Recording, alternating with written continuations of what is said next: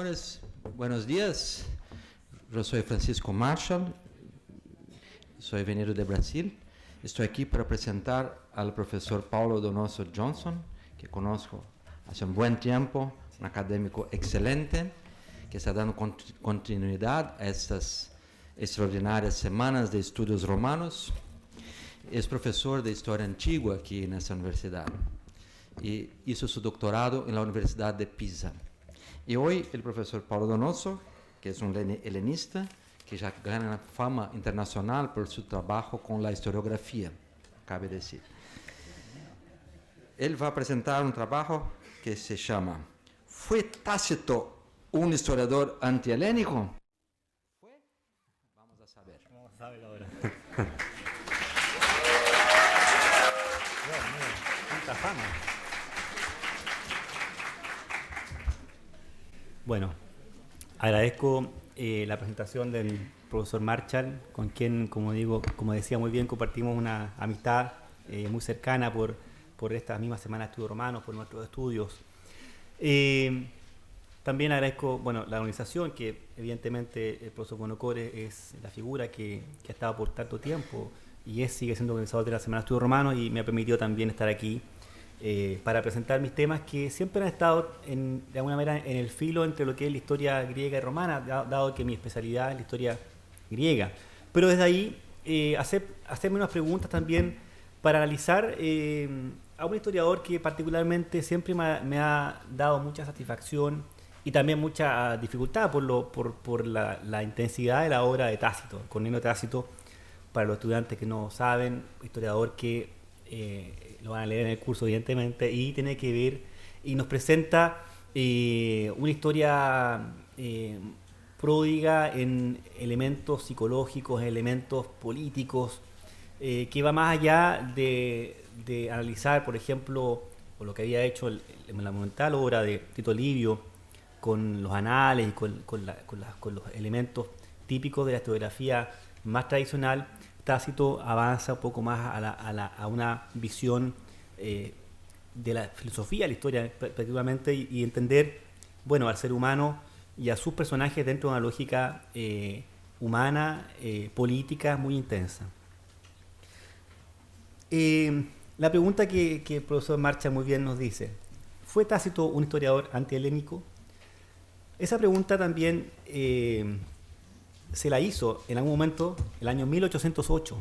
Napoleón Bonaparte le pregunta a Friedrich Goethe: ¿le gusta Tácito? Comenzando el siglo XIX en Europa, los principales referentes de la historiografía greco-romana eran releídos y colocados en discusión para así explicar los sucesos políticos y militares de aquel siglo.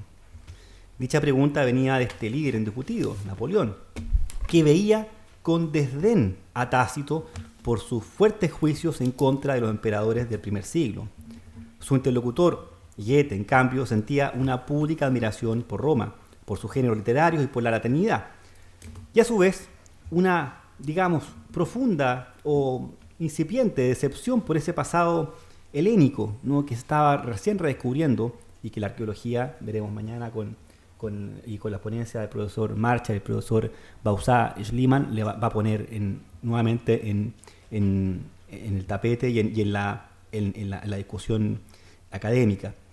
Pero antes de los descubrimientos van a ser historiadores como Groth, Droysen, Wilamowitz, que van a tener la labor de establecer, poner en discusión la historia griega como una historia interesante, importante para la humanidad, ¿no? ¿Por qué lo digo? Porque efectivamente para el siglo XIX el mundo griego representaba el caos. La polis no es el orden, ¿no? Por tanto, el orden era Roma, y eso es lo que se quería poner en discusión cuando se construyen las primeras naciones en el siglo comienzo del XIX. En esta ponencia, entonces, más allá de responder la pregunta que hace el general Bonaparte, si le gusta o no Tácito, tiene que ver con interpelar al mismo historiador desde hoy, ¿no?, desde el presente, y poder sacar alguna respuesta respecto a esta supuesta anti-helenidad, ¿no?, del mundo o del historiador. Siempre es importante mostrar que Tácito es un historiador riguroso y partícipe también de la historia de su tiempo. Hay una frase, una sentencia que nunca me canso de decir porque es muy interesante.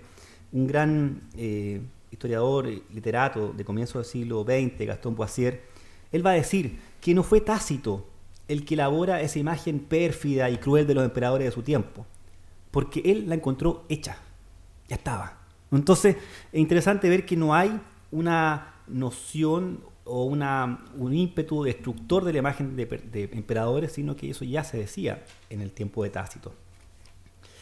Esta pregunta y la relación entre Tácito y el mundo griego no es nueva, ¿no? Ya el año 58, el Tacitus de Sir Ronald Syme va a tener un capítulo completo dedicado a Tácito y al mundo griego. 2 volúmenes del Tácito de Syme, que marcó una década y marcó una generación también de cómo entender los estudios históricos con la mirada de la historiografía anglosajona, sobre todo de Syme, que después, obviamente, sabemos su producción historiográfica fue avanzando también o retrocediendo, digamos, a la época de la República con la Revolución Romana, una obra magna en su producción científica.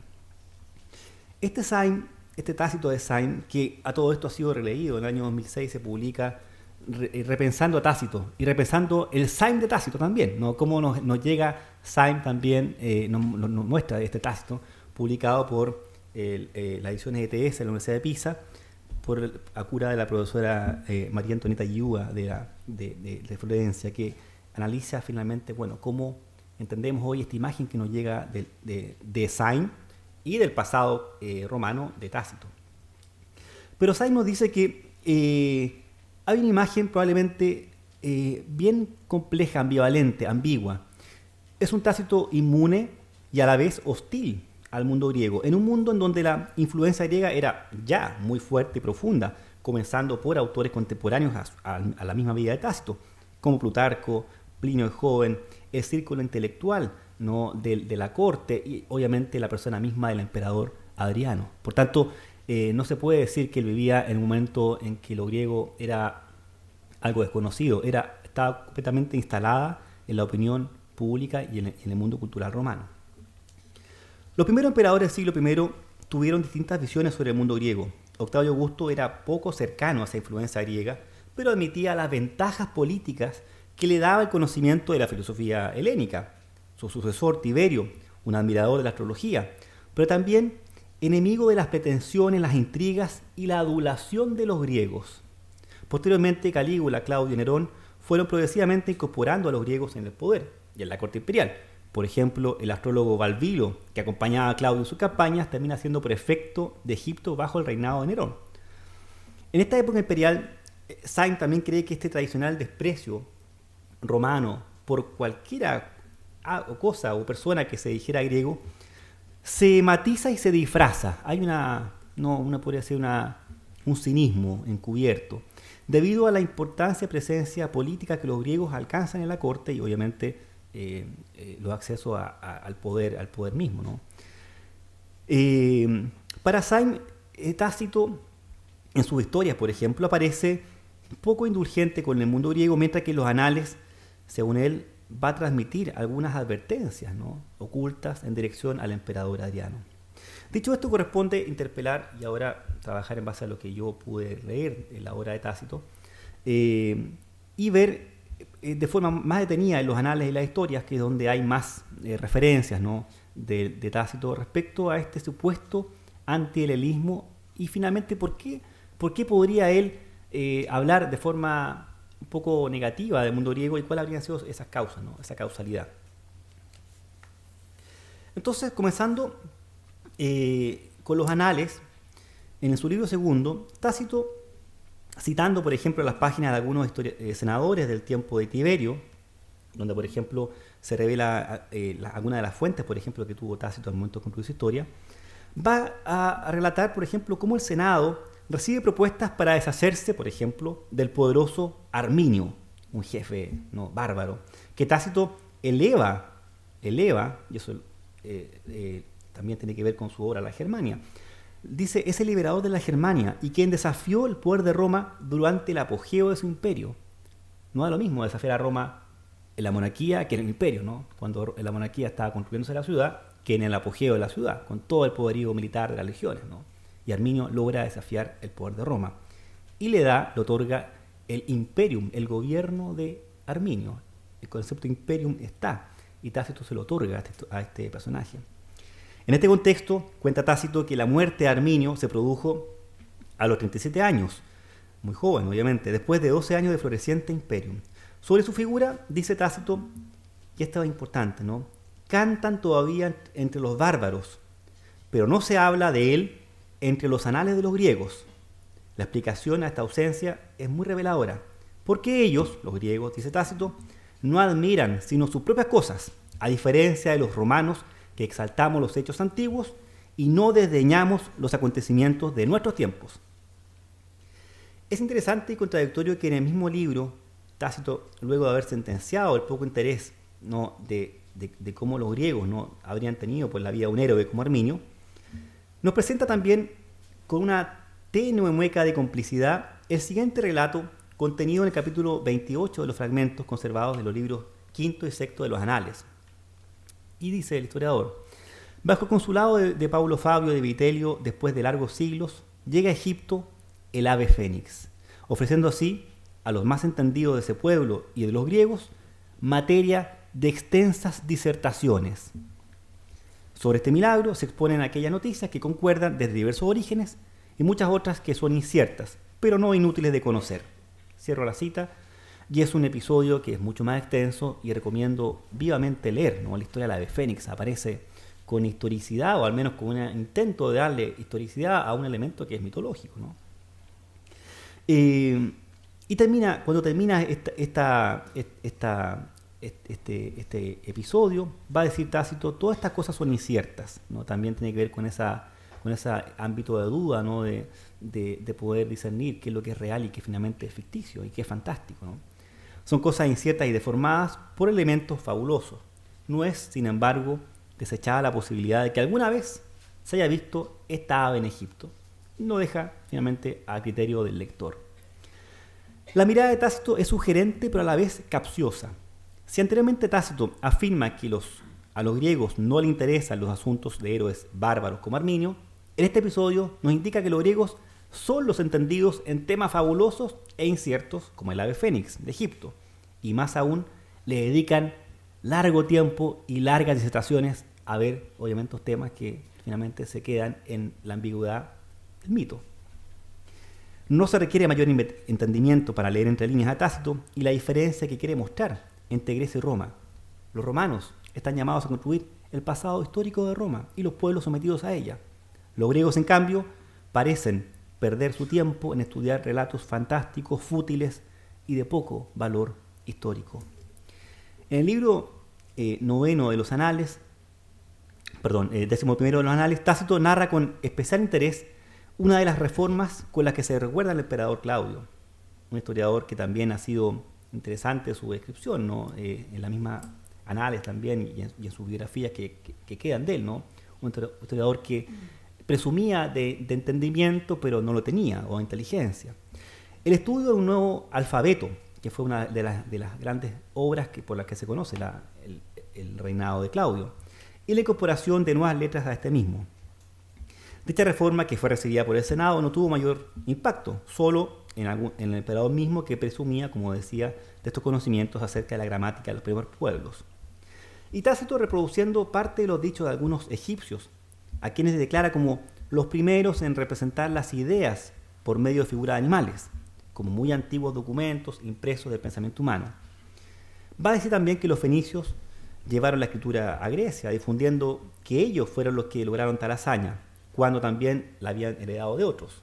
Griegos tales como Cadmo, Cécropes, Lino, Palámedes fueron los primeros en crear las primeras letras del alfabeto griego, siendo Simónides, por ejemplo, el que agrega las que faltaban, ¿no? Para el caso itálico, Tácito rescata también el recuerdo de Marato de Corinto, confundador de la escritura etrusca, mientras que los pueblos itálicos del Arcadio Evandro también. De tal manera, ambas civilizaciones y ambos alfabetos tuvieron como modelo a los antiguos griegos. Entonces, si viendo estas primeras menciones, Arminio, después, ¿no?, el problema del ave fénix, vemos que ahora los griegos sí son importantes, ¿no?, porque le han dado cultura a un nuevo mundo, le han dado cultura Le han dado finalmente, bueno, la Grecia Capta, ¿no?, de Horacio también. Se ve, está inmersa en este análisis, ¿no? Le han dado al mundo itálico una referente para crear la primera gramática, las primeras letras, ¿no? Entonces, hasta ahora nos parece poco preciso. No parece ser que el historiador se manifieste abiertamente antigriego. Siguiendo hacia el libro 12 de los Anales, contiene otras 3 menciones que vale la pena señalar. Siguiendo su relato al modo de los antiguos Anales de la República, va a decir Tácito: bajo el consulado de Giunio y Aterio Nerón, con apenas 16 años, se casó con Octavia, no hablamos de Nerón, hija de Claudio, con el fin de adquirir fama con obras gloriosas y prestancia oratoria. Le fue confiada también la causa, con el fin de tener fama, le fue confiada la causa de los ciudadanos de Troya, a quienes liberó del tributo, exaltando con elocuente gloria la descendencia del pueblo romano de Troya y Eneas como autor de la estirpe Julia. En este mismo episodio, y en el capítulo 61 y 63 del libro 12, Tácito se va a dedicar a relatar extensas prerrogativas y solicitudes finalmente que distintos pueblos griegos hacen al emperador para presentarlas en el Senado. Por ejemplo, ya vimos Troya, Apamea, que también de un terremoto que se produce, las islas de Rodas y Cos buscaban privilegios, como por ejemplo libertad de gobierno, liberación de impuestos, entre otras. El emperador Claudio, dice Tácito, con su reconocida superficialidad, así lo señala, intentaba defender la causa griega ante el Senado, apelando a los pueblos argivos que fundaron Cos, a Esculapio y a Genofonte. También los habitantes de Bizancio, dice Tácito, fundada por los griegos de Calcedonia, en el peor lugar elegido, nos cuenta Tácito, luego de la enigmática sentencia del oráculo que había establecido fundar la ciudad frente a la tierra de los ciegos. Y también pidieron exención de tributos, que fue autorizada con el respaldo del emperador Claudio por un periodo de 5 años. Estos episodios y la vinculación mítica entre Troya y Roma parecen demostrar a Tácito que, al parecer, ¿no?, relación beneficio, ¿no?, entre Roma y el mundo griego, que ya sabemos, ¿no?, era parte finalmente de una provincia romana, beneficia más a los griegos que al mundo romano. Pareciera ser que aquí se busca evadir el pago de los impuestos también, ¿no? Porque el mundo griego decía, bueno, merecemos tener ciertos privilegios, ¿no? Y le apelamos al emperador a su clemencia para evitarnos pagar por un tiempo razonable los impuestos y los tributos que toda provincia y toda región debía enviar a Roma. En el libro después, en el libro 14 de los Anales, aparece el mundo griego también representado de la mano de las excentricidades del emperador Nerón, sobre el cual es conocida también la animadversión que tiene Tácito sobre él, en particular por la muerte de Séneca, ¿no? Sabemos también que Séneca muere, ¿no?, por su propia autoeliminación, ¿no?, pero también permanece sobre la muerte del filósofo en la oscura sombra del emperador, ¿no? Va a decir Tácito, abre comillas, Nerón tenía una antigua pasión, la de conducir de pie sobre el carro de una cuadriga, y una inquietud no menos despreciable, la de cantar tocando la cítara, al mismo modo que los comediantes. Recordaba que las presentaciones de carreras de caballos habían sido costumbre de reyes y de antiguos capitanes, y que tales presentaciones habían sido el argumento de cantos celebrativos de poetas y de solemnes ceremonias en honor a los dioses. Los cantos, de hecho, eran consagrados a Apolo, quien, adornado por la cítara, era representado no solo en las ciudades griegas, sino también honrado en los templos de Roma, como uno de los dioses más importantes y como dios oracular. Hasta aquí la cita de un episodio que narra estos, según graves e ignominiosos actos del emperador, cantando y recitando en un recinto construido especialmente para sus carreras en el Valle del Vaticanus, ¿no?, uno de las colinas importantes en la ciudad de Roma. En el mismo sentido crítico y moralizante de Tácito se debe entender otra descripción acerca de los juegos en época de Nerón, donde la influencia griega tiene un lugar predominante. Bajo el consulado de Nerón y de Cornelio Coso, siendo Nerón cónsul por 4ª vez, fueron instituidos en Roma los juegos quinquenales, a imitación de las presentaciones de los griegos, institución que dio lugar a juicios diversos como siempre ocurre con las novedades. Había, por tanto, aquello que recordaban que también Pompeyo había sido criticado por los más ancianos por haber constituido una sede fija para el teatro. Hasta aquel tiempo, de hecho, existía el hábito de ofrecer juegos con un escenario construido para la ocasión, mientras el público asistía sobre graderías improvisadas. En los tiempos más antiguos, el pueblo asistía estando de pie, para evitar que cómodamente sentados pasasen en el teatro, en ocio, jornadas enteras. Era quizás el caso de conservar para los espectáculos, la antigua costumbre, cuando estos eran organizados por el pretor y los ciudadanos no tenían necesidad alguna de entrar en competición entre ellos. Por desgracia, dice Tácito, esas antiguas costumbres, suprimidas poco a poco, fueron profundamente revertidas a causa de los disolutos hábitos provenientes de otros países, en modo tal que se podía ver en Roma todo aquello que en otros lugares tenía la posibilidad de corromper o de ser corrompido. Bajo el influjo de costumbres extranjeras, se llevó a cabo la degeneración de los jóvenes, se convirtieron en frecuentadores de gimnasios, habituados al ocio y a los turpes amores, apoyados en todo aquello que el príncipe y por el Senado, que no solo dejaron el camino abierto a los vicios, sin que usaran también la fuerza para que los primeros entre los romanos, con el pretexto de recitar en prosa un verso, fueran contaminados por la ignominia de la escena. En ambos episodios, Tácito denuncia con venalidad las inmoralidades de las nuevas costumbres, proveniente, claro está, de la evidente frontera helénica oriental, ¿no?, que pretende no decir de forma indirecta Tácito. En este caso, no son las carreras de carro, tampoco el arte de tocar la cítara, ni el teatro, ni la oratoria, todas ellas también provenientes del antiguo pasado griego, el motivo de su indignación. Es el uso deshonesto, para Tácito, que las clases más bajas, el pueblo y las costumbres extranjeras hicieron para destruir esa combinación virtuosa entre ludus y moderatio, que para Tácito existe en Roma, o existió en la Roma de la República, ¿no?, el juego, pero el juego con moderación. En las historias, una obra que se conserva, hasta aquí obviamente los anales son las referencias que encontré de Tácito sobre el mundo griego, ¿no? En las historias, en cambio, es una obra que lamentablemente se conserva incompleta, los primeros 5 libros y algunos fragmentos, ¿no?, de un libro sexto que queda, una obra muy interesante que nos muestra básicamente la crisis, ¿no?, que sufre el imperio con la caída de Nerón y los 4 emperadores del año 69, una secuencia de emperadores fallidos y la entronización, en este caso el acceso al poder de Vespasiano y la dinastía Flavia. Entonces, en estas historias nos va a contar Tácito algunos elementos que también tienen que ver con lugares comunes también, que son entendidos respecto a esta visión que tiene el mundo romano, o al menos Tácito, del mundo griego. Voy a indicar brevemente estas descripciones. En el libro segundo, tercero y quinto de las historias, donde pude precisar y encontrar esta referencia, el historiador proporciona juicios del mundo griego con el fin de explicar mejor, más que nada, elementos del mundo oriental, ¿no?, para explicar, por ejemplo, el mundo judío, en fin, va a hablar de los griegos, ¿no?, la forma de acercar y de concatenar finalmente los hechos y que el lector pueda entender, ¿no?, cómo funciona este ámbito.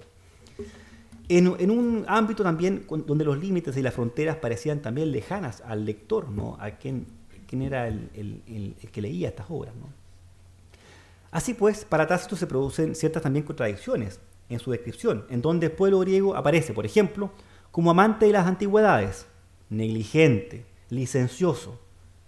Pero, en contraste con el pueblo judío, Tácito valora, por ejemplo, las políticas que el rey Antíoco incentivó con el fin de erradicar la superstición judía e introducir las costumbres griegas.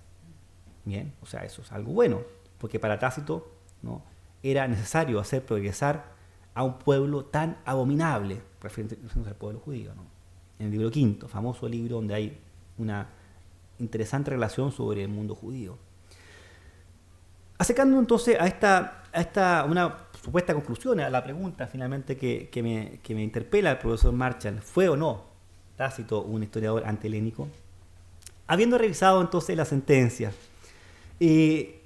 no es tan fácil entender probablemente desde las mismas sentencias o ver o aseverar que hay un carácter netamente antigriego en su obra o en sus dos obras, ¿no? Podría aventurarme a mostrar probablemente dos elementos que son particulares. La vida del historiador Tácito, no voy a detenerme en eso, pero Syme en su Tácito, y ya también en 1936, en un artículo que se publica en la Journal of Foreign Studies de Mary Gordon, se trabaja sobre la vida de Tácito y su origen ¿no? Familiar, ¿no? Se sabe que su familia no era noble, ¿no? Pero tenían un rango de équites en la periferia occidental no itálica. Se ha podido, por el estudio que hace Mary Gordon, que el cognome Tácito no es itálico, es del norte, ¿no? Y llegando a ese elemento, el padre de Tácito, obviamente que tiene la ciudadanía romana, pero de origen belga, de la actual Bélgica, habría también infundido en el historiador un fuerte clamor o defensa por el mundo occidental, la defensa de ese mundo occidental. Quizás no es coincidencia que el gran historiador francés, Carcopinot, que en una obra fantástica, La etapa del imperialismo romano, y también con una necesidad de evidenciar una idea de nación francesa. Recuerden que Carcopinot fue ministro de Educación en su país, tuvo un cargo importante y buscaba generar, ¿no?, una nueva fuerza. Va a decir, sin el mundo galo, probablemente el imperio romano habría sido un imperio de carácter greco-oriental. Si los galos, Roma habría sido, como se decía en la ponencia anterior, la capital habría sido Alejandría, probablemente, ¿no? Finalmente la idea de Marco Antonio, ¿no? Y el mundo galo le imprime, le impone o le da carácter occidental al imperio que finalmente fue. Entonces, es probable que en Tácito, tomando estas dos ideas, obviamente Carcopinot y Tácito no se conocen, pero sí hay un elemento común, el pasado familiar, el mundo del norte, la cultura céltica. Finalmente hay un elemento que le va a dar a Tácito una suerte de ímpetu por defender y tratar de mostrar con mayor fuerza y vigor aquello que le corresponde al mundo romano y que merece ser destacado. Por ejemplo, el mismo Syme, ya en su obra y tardíamente después, ahora recientemente, estudios de un profesor español, Juan Carlos Cortés Copete, que trabaja, por ejemplo, el concepto de grecomanía, ¿no?, del emperador Adriano, porque ya Syme asume que hay una especie, ¿no?, una suerte de crítica soterrada en su obra, sobre todo en los anales. Cuando habla de Nerón, habla de Adriano, ¿no? La crítica a Nerón es una crítica directa al emperador Adriano, de su tiempo, no al Nerón que había pasado antes, ¿no? Hay toda una idea también política de mostrar. Ese concepto, como digo, ya no es un elemento de filo-helenismo, sino que de grecomanía. La locura por ser griego, que es finalmente lo que Cortés Copete ha ido estudiando en la figura de Adriano. Al día de hoy es el más influyente especialista en Adriano, ¿no?, en lengua castellana. Entonces, sin entrar en esa, como digo, en esa crítica que probablemente estaba y que Adriano Tácito quiso imprimir al emperador, sí puedo decir que en el ámbito geográfico, en la visión que tiene el mundo desde un romano que vive en Roma o que se mueve en el ámbito itálico, la pars orientalis, durante este Alto Imperio, que se encuentra evidentemente bajo un progresivo proceso de cultura y romanización, al siglo I, siglo II, ¿no? Los avances que se tienen en las victorias en Judea, en la Partia, también van a ser un elemento para poder mostrar, ¿no?, para poder evidenciar cuál fue el real rol o elemento que cumple el mundo helénico. Ya para esta época, como decía al comienzo, el mundo romano vivía de forma absolutamente abierta como lo ha definido el historiador italiano Paolo Desideri, una cultura para dos pueblos, ¿no? Ya no es Grecia, finalmente imprime una cultura para el mundo griego y para el mundo romano. Es la misma cultura y es absorbida por los dos grandes pueblos. Por tanto, es muy difícil no decir que Tácito estaba buscando generar una opinión con el fin de impactar fuertemente esta idea antigriega. A mi parecer, en Tácito el mundo griego parece cumplir un rol civilizador en un contexto oriental muy diverso y mayoritariamente bárbaro, sin merecer por ello que los griegos y su influencia permearan la férrea tradición romana del mos maiorum, de los antepasados, y que Tácito conoce de cerca, por ejemplo, ensalzando la figura de su suegro Agrícola, a quien le dedica una obra maravillosa. Esta particular mirada de Tácito sugiere un llamado a atención y un deseo por el regreso de las antiguas costumbres de la República en la vida política romana. Es, sin embargo, una empresa que Tácito emprende y defiende en absoluta soledad, porque a ese momento la vida cultural bogaba hacia el lado inverso, hacia el helenismo y hacia las artes. Eso. Muchas gracias.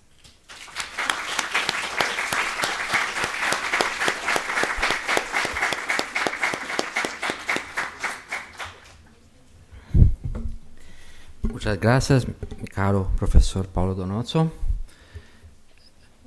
Creo que muchos de ustedes son o serán alumnos de Paulo Donoso.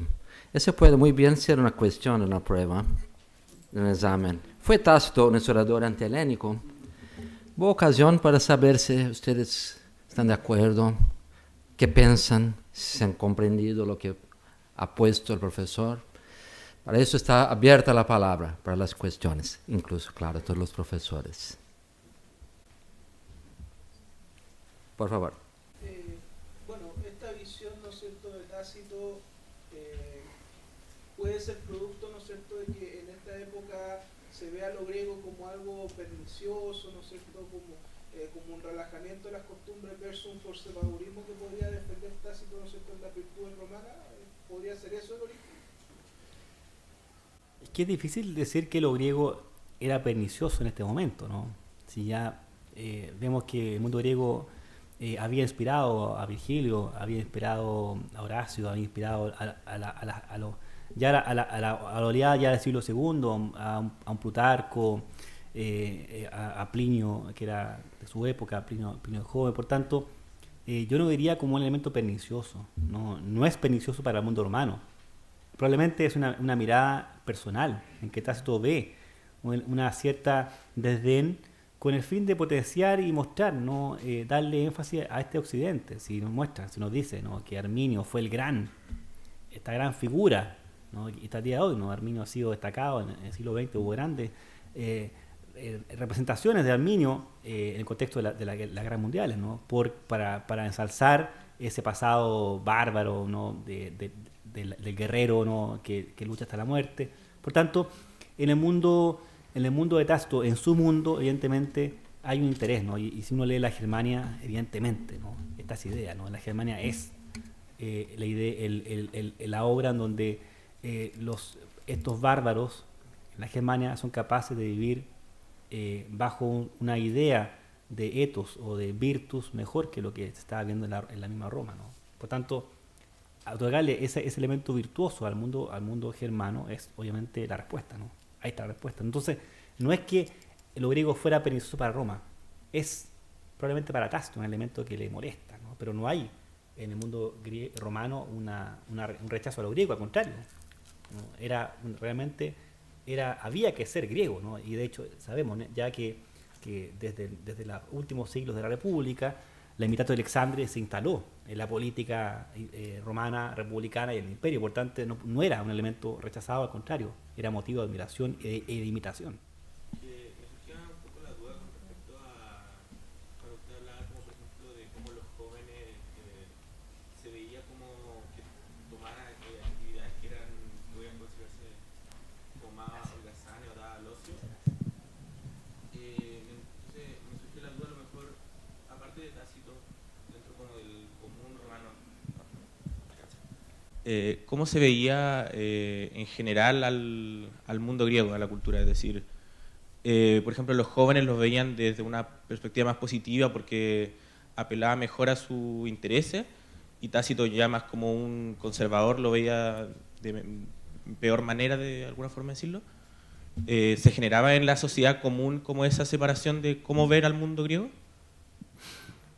Yo no hablaría de separación, yo diría más bien que en una generación, que es la generación del siglo I, ¿no? de la primera etapa imperial, el mundo griego ya estaba en la formación inicial de los jóvenes, por tanto se educaban en las letras griegas, se educaban en las artes, en la gimnasia, por tanto se educaban desde el comienzo de la etapa inicial de su infancia ya en un ámbito completamente griego, en las letras y en las artes, por tanto esta primera generación, y la generación a la que pertenece también Tácito, no alcanzó a conocer probablemente la formación que tuvo Cicerón o que tuvieron los grandes exponentes de la tarda república. Por tanto, es un mundo distinto, es un mundo completamente distinto, y eso se ve, como digo, ya la hora, sobre todo, bueno, el mismo Virgilio, ¿no? pone también tapete esa idea, ¿no? Esta dualidad, esta cultura para dos pueblos, como muy bien dice Desideri, es eso, ¿no? Es una sola cultura, está integrada, es mixta. Eso. Cecilia. Sí, solo un comentario que quizás vos lo puedas explicitar Aproximar. un poquito mejor. Vos recién te referiste a esta visión positiva de Tácito en la Germania con respecto a las virtudes de estos pueblos bárbaros que...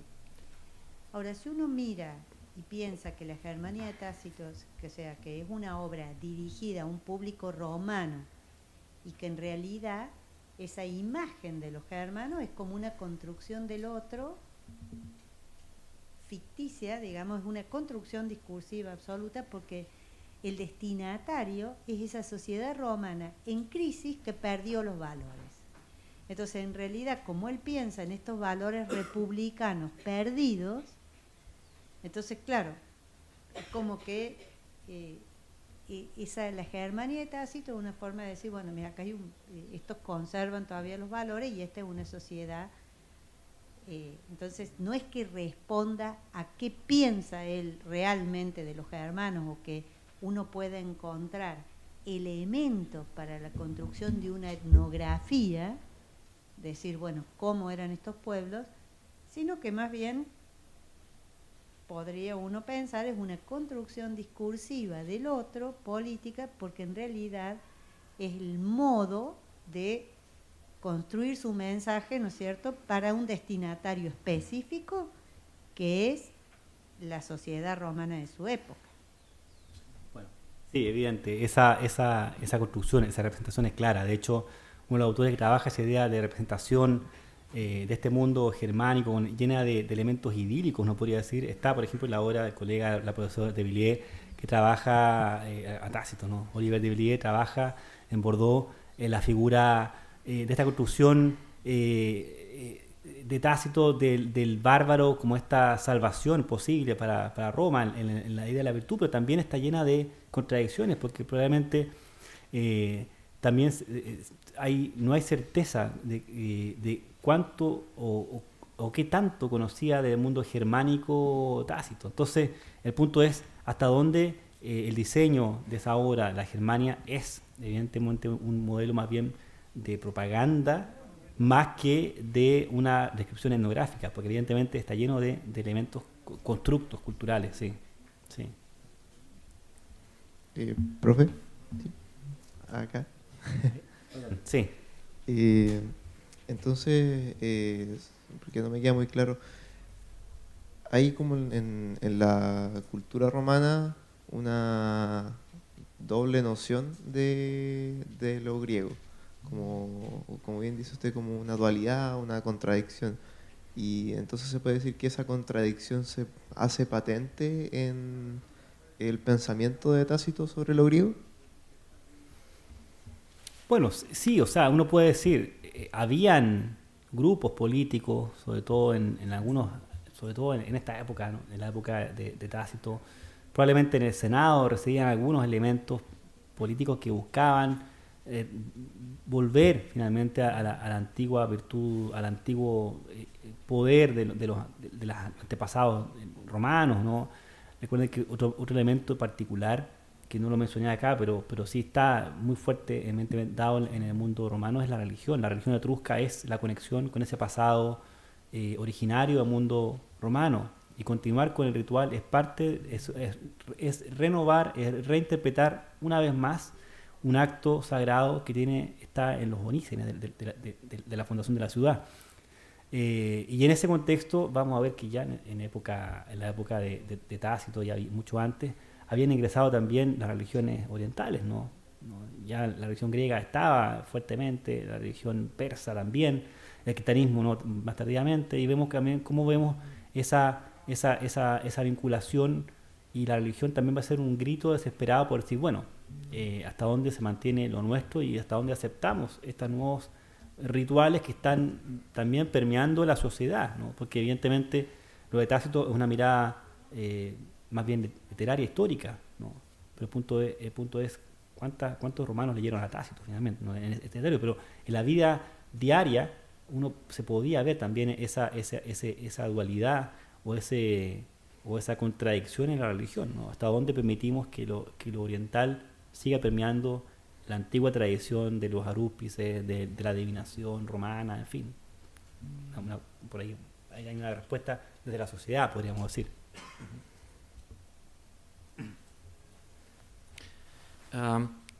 Yo tengo una cuestión que vas a añadir, que, ¿cómo se llama, por favor? Que André ha presentado.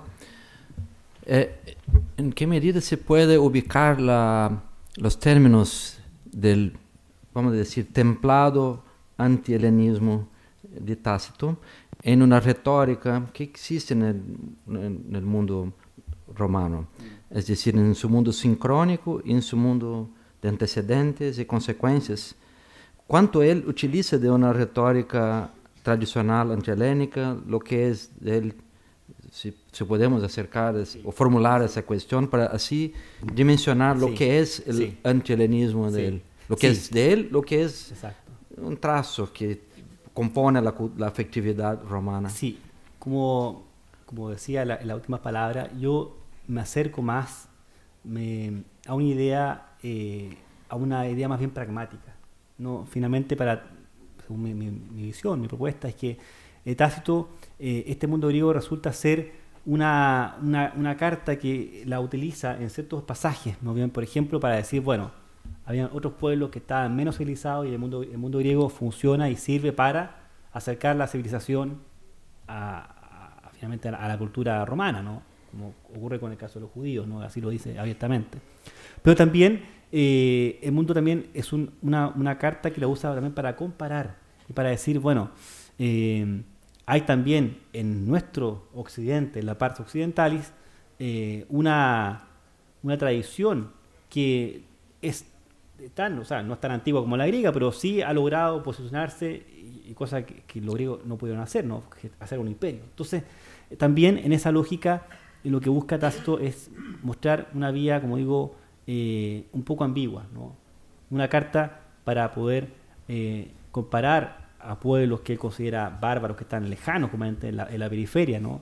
Y decir, los griegos no posibilitaron acercar a estos pueblos al mundo romano, y otra para simplemente usarlos y decir y mostrar a Roma y usar al mundo griego como un elemento, según él, así parecerá ser inferior en el aspecto más bien político, porque en la cultura no podía ser inferior al mundo griego, al contrario, ¿no? Era mucho más grande, mucho más rico que lo que el mundo romano proponía a la sociedad. Pero respecto a la conformación de un imperio, a la conformación de leyes, a una vida de orden jurídica, Roma, y para Tácito, esa es la idea que él pretende demostrar y dejar en claro que la estabilidad va a estar por una Roma apegada a la tradición, más que una Roma que se hace greco-maníaca, como la Roma de Adriano, por ejemplo.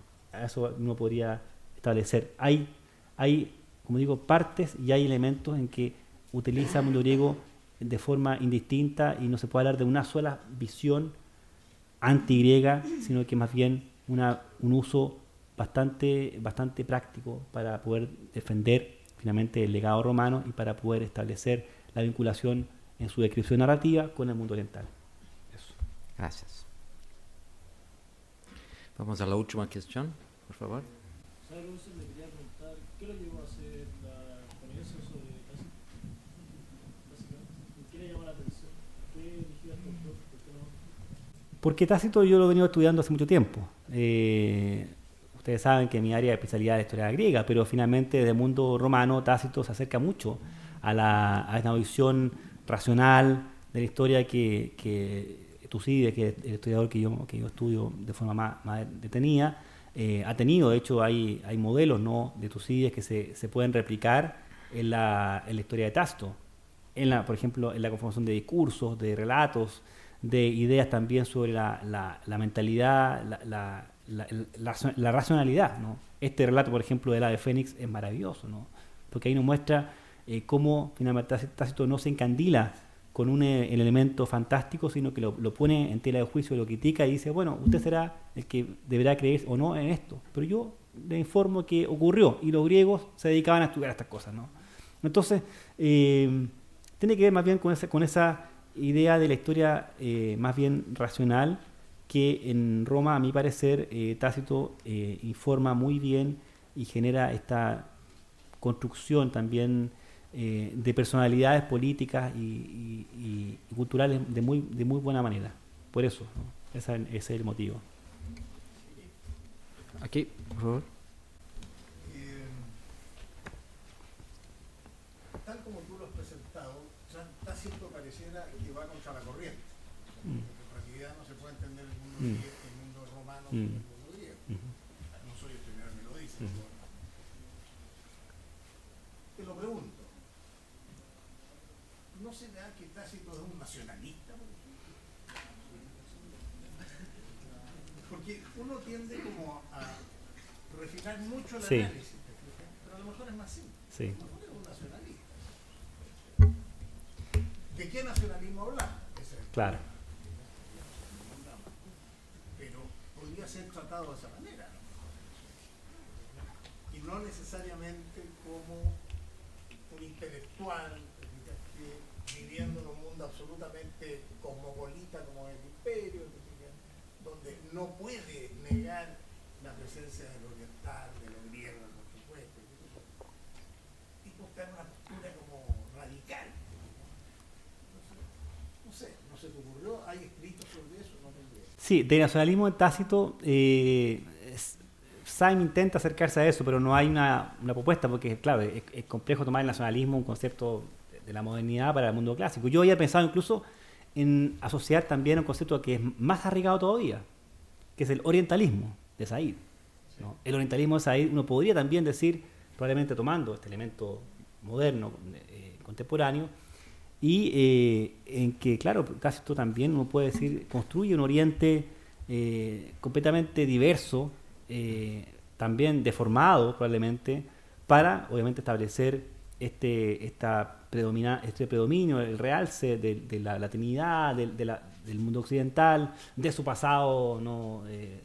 Digamos, del norte de Europa. Por tanto, yo no me atrevería a decir que hay nacionalismo. Es complejo, ¿no? Por eso no quise mencionar la palabra. Sí lo usa, por eso dije, probablemente Calcopino, él está en esa dinámica, pero es autor contemporáneo, ¿no? Pero Tácito, no sé. No lo sé. No me atrevería a decirlo. Bueno, estamos nos acercando al final, pero veo que hay algunas cuestiones a ser formuladas. Vamos a hacer lo siguiente. Todo lo que tienen cuestiones las presentan, 1, 2, 3, y el profesor Paulo tendrá el desafío de hacer una respuesta para todos.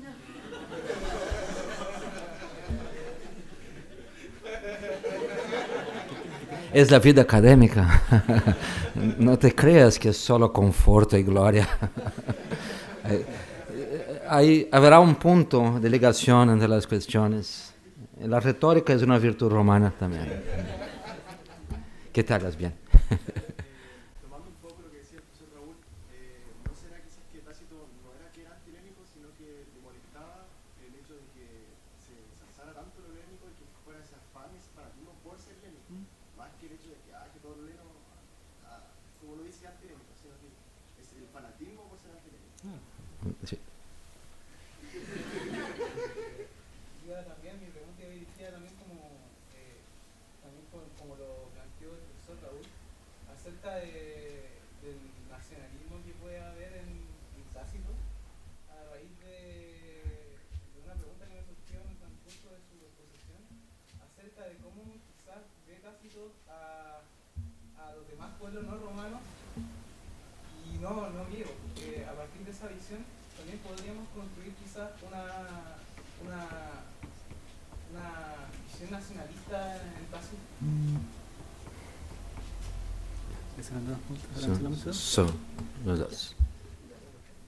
Ya lo respondí. A ver, la primera, el fanatismo, sí, evidentemente yo he hablado, usé el concepto de grecomanía que se ha utilizado más recientemente, porque efectivamente la locura por lo griego es eso, significa eso, la grecomanía, se ve en la figura de bastantes personajes, entre ellos Nerón. Por eso también lo que busca Tácito es mostrar que, claro, lo griego en exceso termina finalmente en la corrupción de la persona, ¿no? Y eso es lo que también nos quiere mostrar Tácito con la vida de Nerón, un relato bastante políticamente muy abiertamente anti-neroniano, se puede decir, y evidentemente para la posteridad queda esa imagen. Respecto al nacionalismo, como digo, no puedo pronunciarme sobre ello porque es difícil tomar ese concepto que el profesor Buenafuente acaba de mencionar, pero respecto al tema de los otros pueblos, bueno, se puede leer el artículo que va a salir publicado en el volumen de la Cinematografía Romano el día viernes, y ahí me trabajo la idea del enemigo en Tácito. Así que ahí lo puede ver. Ahí lo invito a leerlo. Bueno, muchas gracias, caro profesor Paulo Donoso.